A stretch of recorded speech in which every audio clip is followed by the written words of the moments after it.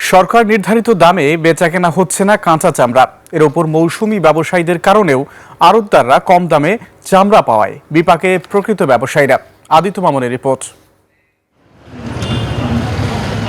পোস্তগোলায় কাঁচা চামড়ার আড়তে চলছে বেচাকেনা, তবে চামড়ার দর নিয়ে শুরু থেকে আছে সংকট। ক্ষুদ্র ব্যবসায়ীদের দাবি, সিন্ডিকেটের মাধ্যমে দর নিয়ন্ত্রণ করে পানির দামে চামড়া কিনছেন ট্যানারি মালিকরা। আড়তদার উপরে ভরসা করে আমরা মাল বিক্রি করি, আড়তদার আবার ভরসা করে ট্যানারির কাছে। ট্যানারি মালিকরা টাকা দেয় না, ইনারকেও বাড়ি ঘর বেচে টাকা মাল কিনে খালি। কোথাও মানা হচ্ছে না সরকারি নির্দেশনা, তার উপর কেমিক্যাল ও লবণের দামও বাড়তি।